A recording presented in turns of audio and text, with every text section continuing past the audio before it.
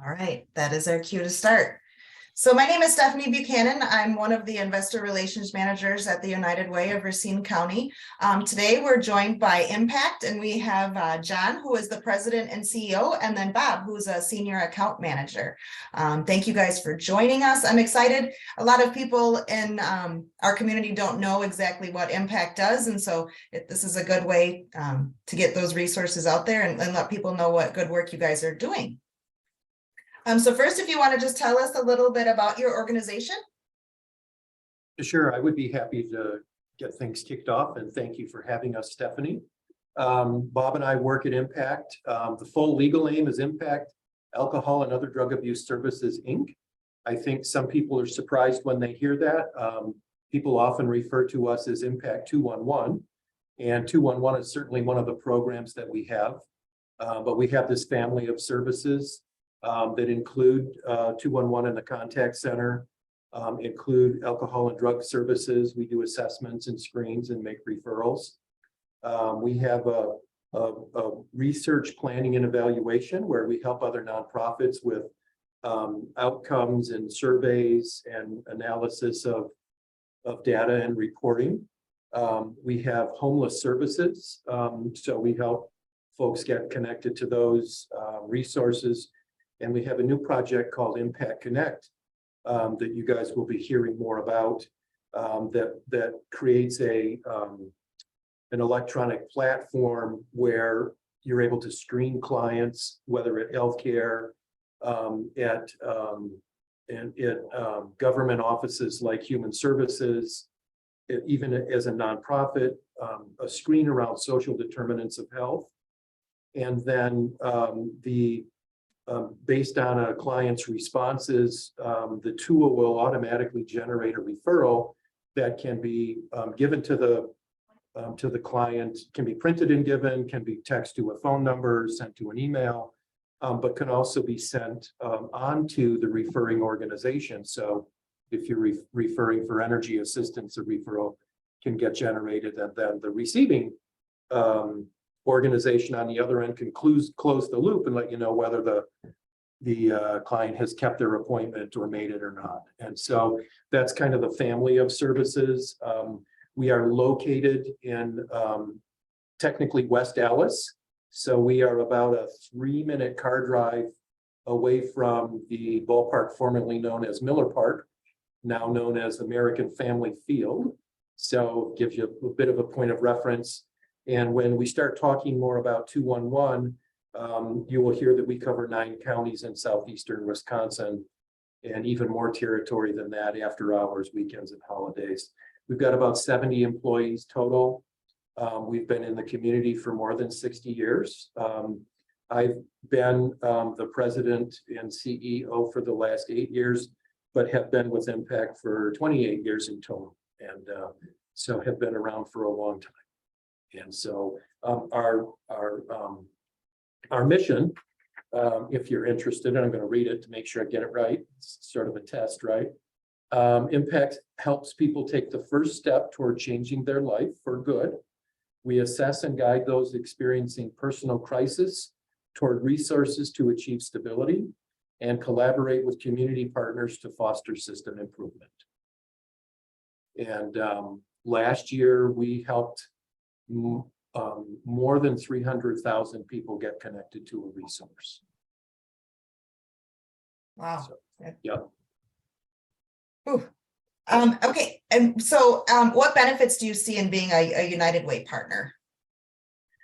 Well, all of that sort of referring and connecting we couldn't do without having that family of other United Way partner providers in that network. And so not just referrals to United Way partner organizations, but certainly you guys helping us sort of shepherd organizations to be in our database, to be receptive to accepting our referrals, to having meetings around town where we can come and join and be a part of hearing what's happening in Racine, but also being able to talk to organizations about what we do and how we can help them. And of course, the funding that you guys provide for the service is critical and helpful.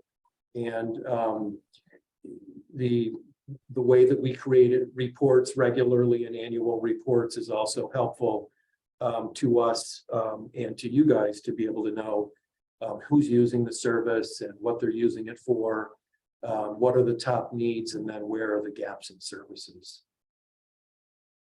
So it's a great partnership. We've been working with you guys as a 211 since when, Bob? Approximately. The end of 2009. Yeah, so for quite some time. Yeah. Yeah. Cool. Mhm. Okay, is there anything else you wanted to say in general about Impact, or would you like to get to Impact 211, which is one of the programs that we fund? I think we're ready to probably talk about 211. Okay, so for this program, what is the day-to-day experience of a participant or client? I know you had shared a wonderful story, so feel Yep. free to talk about that. So we take on average between 400 and 700 calls a day. So far this year, we've taken nearly 6,000 calls from Racine County residents. When folks call us, they are often in need of an immediate service of some sort.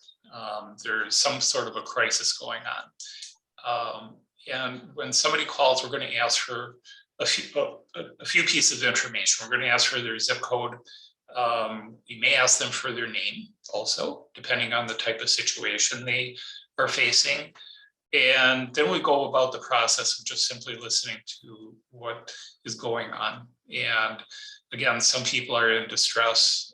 Some people are depressed. Some people are anxious, all sorts of different ways that people present themselves when they're upset. And we give people time to talk and to tell their story. And from that, then we start to define what the problem is. We just kind of make sure we're on the same page. Somebody may be describing a situation and they may be having trouble putting it into the kinds of words that we might use in order to look for a service or a resource. So once we have some agreement on what's going on, we then go about the process of then looking in our database to find resources and services that might help them resolve whatever the situation is. We give people choices as often as we can. So if somebody's calling, for instance, for mental health counseling, we want to make sure that people understand how many different options there might be out there, because there's lots of different types of providers for that type of service. And we want to make sure that it's matching a person's values. Somebody may call and say, I want a Christian-based counseling service, for instance. We'll look for that. Others may not want anything to do with that. So we have to be really mindful of people's values, issues related to transportation.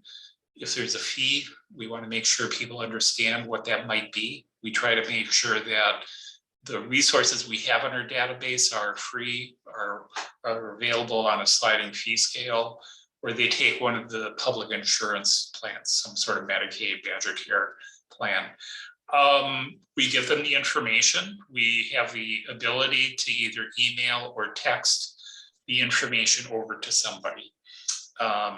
We've always heard, back in the old days, we'd start giving people information and we'd be ready to tell them the details, and they say, I got to go find a pen, or I can't find a pen. I'll just remember it. And that doesn't work.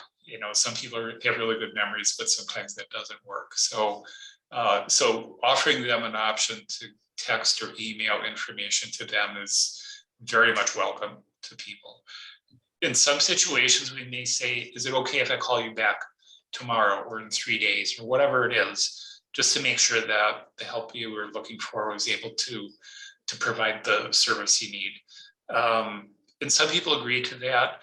We try to do that as often as we can when we're talking to somebody that might be a little bit more escalated or in a higher level of crisis, just to give them peace of mind that somebody cares about them. That doesn't always happen out there.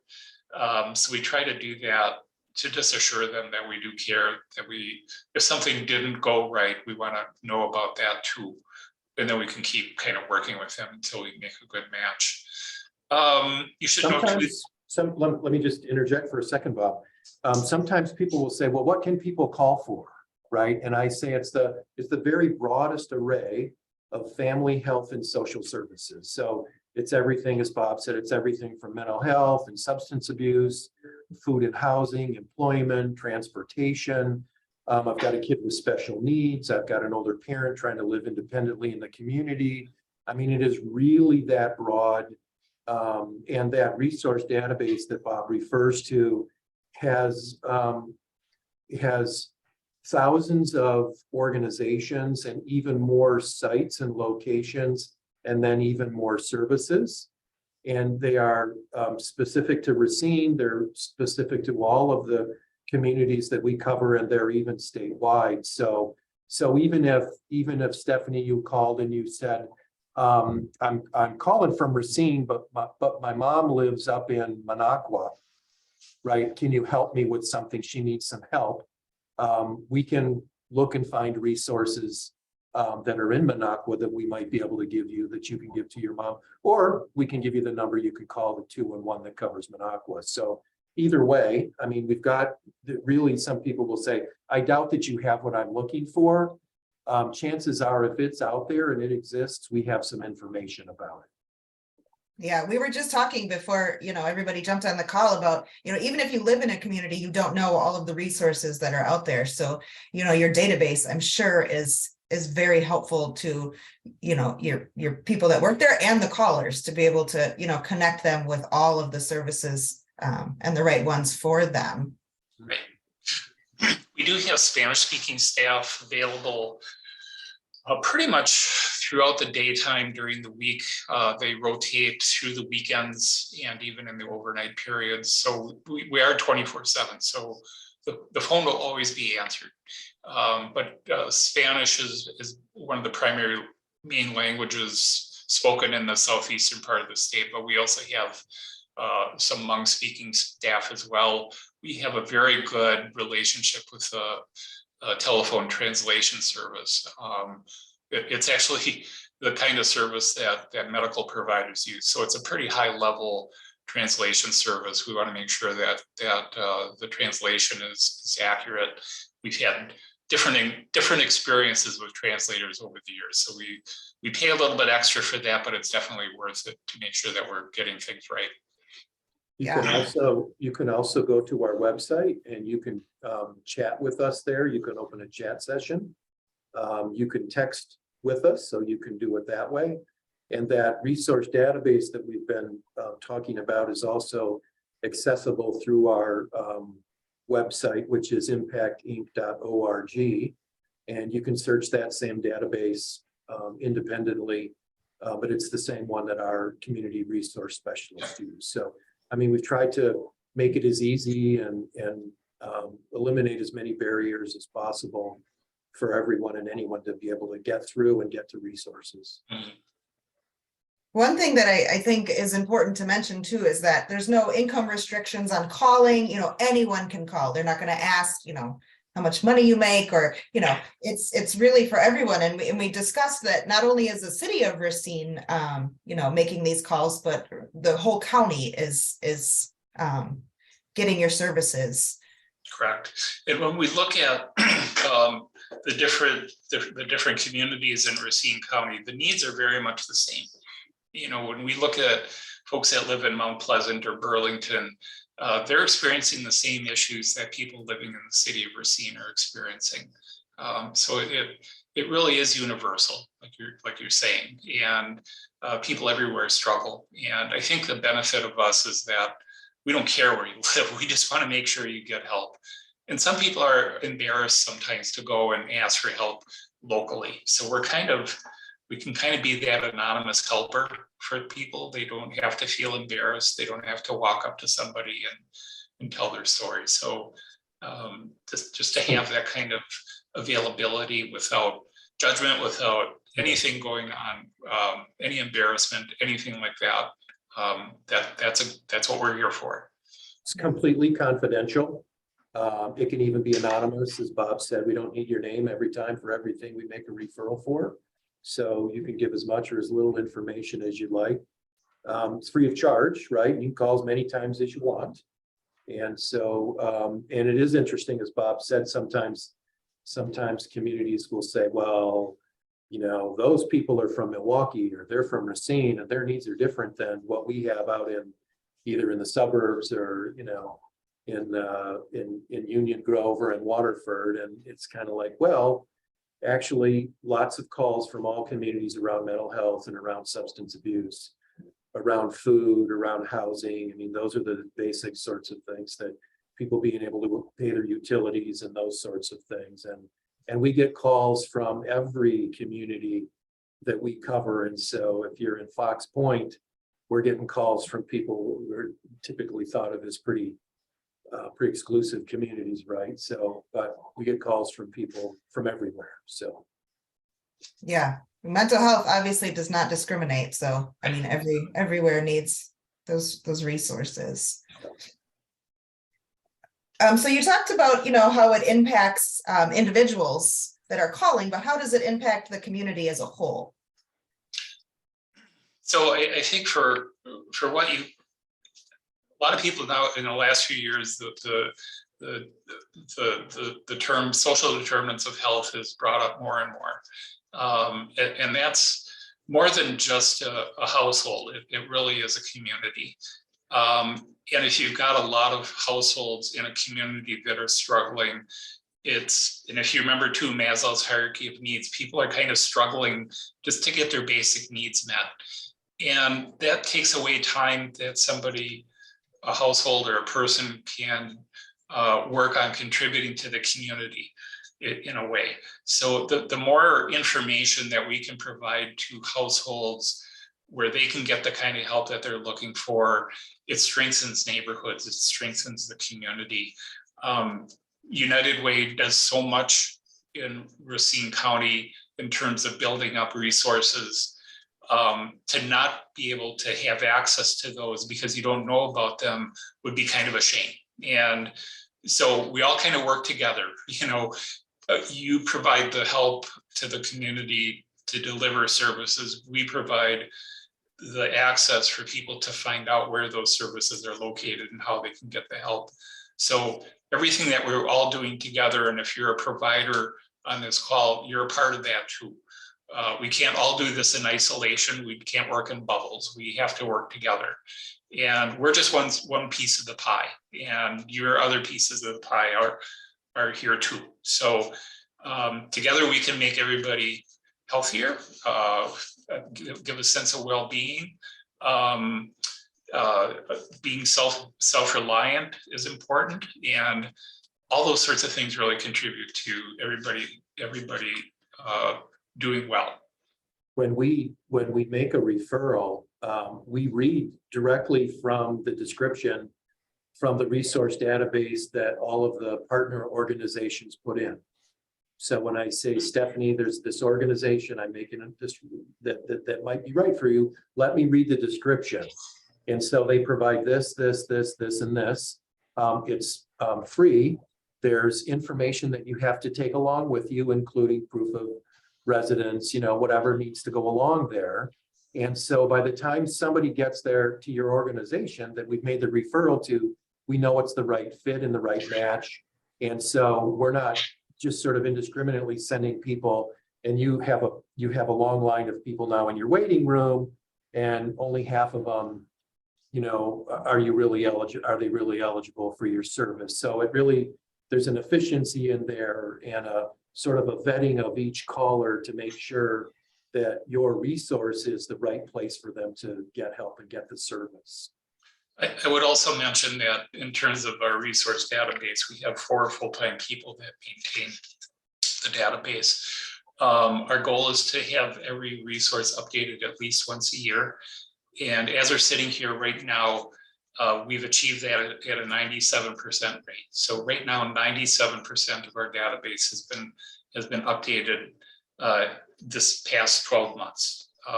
For some organizations like food pantries, it's in places that may have frequent changes. We're probably in contact with them more often. We really encourage organizations to contact us if anything changes. When we're coming into the winter weather period and maybe closures, anything like that. we can share an email address that you can use. And that email is monitored by about 8 or 9 people. So there's a lot of people that see those emails. I mean, even overnight and over the weekends, and we can alert or call staff, our community resource specialists, hey, this pantry is closed. You call on, if we get an email at 5 a.m. on a Saturday morning, we can let everybody know this pantry is closed. Don't refer anybody there. So we try to make sure that we don't want to send people somewhere where they're not going to be able to get the help. There's a note on the door or whatever. People put a lot of effort to get to places. Gas is expensive. Bus lines are not they're just not out there the way they should be. So we even when we collect that information in that resource database, we don't just say, well, they provide evening hours. We'll say Tuesday and Thursday from 6 until 9. And so if an organization, and you can imagine when we're reading that, you're like, yep, perfect. Thursday from 6 to 9, that I can make that work. And if you end up changing from, Monday to Wednesday, it's just critical that we get those updates, because otherwise, now we are sending somebody to a place where you're not going to be able to, it's not going to be a fit. So. Yeah. I know you talked about, people being able to text and, go on your website, but I have to imagine that personal attention you're getting from, a phone call is really the first step in people feeling comfortable. And you had shared a story that you wrote to us, and I was wondering if you could just, let our listeners know about that. Yeah, let me pull it up here real quick. So this past July, gentleman, his name is Daryl, called us and connected with Unira, who is one of our community resource specialists. A few weeks before the call, he had lost his grandmother and the only stable housing that he and his dog had known. The dog's name is Kane, and Daryl and Kane were now staying at a hotel, but beginning to struggle the balance of the expense and that of paying for that hotel with, and Daryl was working full time, and he was spending most of his income on paying for the hotel room. So we were able to do a comprehensive assessment and really kind of determine what his needs were. We provided some recommendations and resources. We began to research some housing options, look at eligibility for non-cash benefits such as energy assistance. We talked about utilizing food stamps, food pantries and the free meal sites, anything to kind of trim back a little bit on his out-of-pocket expenses. Because he's employed, there are some services that he didn't qualify for. His income was just a little bit over what he might be able to qualify for certain types of services. But he also didn't make enough to pay for the hotel and kind of keep up with all the expenses, in addition for saving up to get an apartment, get a security deposit together, getting the first month's rent, all those things that have to happen for somebody to kind of become self-reliant. So it was in a tough spot. He was having to make a decision, remain employed and potentially under-resourced, or becoming unemployed, where he would then become qualified for certain types of services. That doesn't seem like, that was not a good option, and it wasn't good for him either. He had put enough time into this job that he felt committed to it, and that he really wanted to do well in kind of maintaining that employment and all the opportunities that staying in a job for a while has to offer. He also had some long-term plans. He wanted to get married, he wanted to buy a house, start a family. And we, our community resource specialist was really determined to kind of help Daryl through all of these decisions and really build a good plan for him to move forward. So he did qualify for food share. So he was able to get that benefit. It wasn't a lot, but it was enough. He also qualified for energy assistance once he had a place to live. His income was was there so that he would qualify for that. He told us that he gotten a raise at his job, so clearly he was a responsible individual. And over a few weeks, he was able to put some money together to save up for his security deposit and a portion of the first month's rent. So we checked in with him. It was kind of towards the end of August, and we checked in with him again just to see how he was doing. And we found out that he had secured an apartment and they were going to be moving in. He and Kane, his dog, were going to be moving in. He was really happy. You know, he's a first-time renter. He'd been living with family all his life, so this was a major new step with him for him. So he said, I couldn't have done this without Yumira. She was terrific, and I have never known someone to care so much for another person's success. She never gave up on me, even when I wanted to give up. I'm very confident now that I'll be able to remain housed. Yumira really gave a lot of credit to Daryl, saying he did everything I recommended and more. Helped pave the way for Daryl. He was driving the plan every step of the way. He was a pleasure to work with, and I couldn't be prouder to have played a small role in his success. So that's one of many stories where, you know, sometimes just getting the door open, taking a step inside the door, feeling welcome, and having confidence that he could do the things that were needed to become self-reliant. So it worked out really well for him. It's really nice for us to hear back from somebody that we were able to help them and that they were able to do well. So again, you know, there are other providers out there that have these experiences, and this is just one example of where, you know, in some ways we kind of handed him off to a couple of places that were able to kind of build up his ability to kind of go off on his own. Yeah, yeah. Sarah, if you want to advance to the next slide, if anybody has any questions, please feel free to put them in the chat. But we just wanted to, you know, give some information about how to update, you know, your contact or any updates you might have. I know that one of the ways that you could get involved, and I'll let them speak on this, is to get Impact 211 information out to people. I go to visit a lot of companies. A lot of companies don't know that this resource is out there. So just getting that information out, I'm sure Bob will talk a little bit about how to do that, or how you can help with that. Yep. So you see the email that I mentioned earlier, resourcechange@impactinc.org. That's probably the most efficient way to let us know that something has changed. I know Mary Beth asked, can organizations edit their own listing? So when we do our updates, an organization will get an email with a link that they can open up, and they can actually go into that listing and make the changes that they want to make. And then our resource department staff will look at that change. They may do some editing, but then they can make that live. So yes, organizations can make direct changes to their listings in the database. The phone number is there. It's Monday through Friday, 8 to 4. If there's something really urgent, somebody doesn't have access to email, just call 211.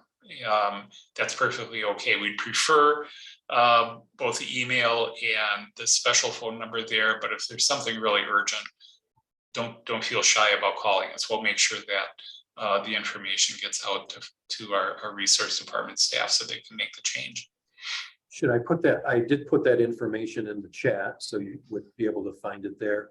I would also say that we get lots of calls too from professional people in the community looking for resources for your clients. So you're also able to call and talk to a community resource specialist if you're looking for resources in the community for people that you're working with. Would also encourage you to go to the website and search on the directory. But we do get lots of calls from people in the field looking for resources for their clients. Yeah. Shortcut. Don't waste your time searching around and digging through things and old file cabinets and just dial that number and, or look on the resource database. Shorten make it more efficient. Yeah. So we're running out of time here, and I don't want to take up anybody else's time, but I just wanted to let you know that you will be receiving a follow-up email about this with their contact information. If you have any other questions, please, feel free to reach out to them or anyone at United Way. And if you're in need of the little Impact 211 cards, let them know, and you can have those out. They'd like to get them out everywhere. So anywhere you guys want to put them, please do. They're free. So if you've got a meeting either with your team or in the community and you'd like us to come and talk about the service or do a demonstration of how to search the online resource directory, we're happy to do that. If you go to our website, it's at the bottom of the slide there, impactinc.org. There should be a place on the website where you can order the cards. So I'd have to look exactly on where to click to find that, but that would be the best way to order cards. okay, well, thank you everybody for coming. I hope you can attend our next Impact Tour with Bethany Apartments on January 18th. Like I said, please feel free to reach out with any questions, and really thank you all for sharing this half an hour lunch hour with us. Thanks for Yeah. having us. Have a good day, everybody. Happy holidays. Happy holidays. Bye-bye. Bye-bye.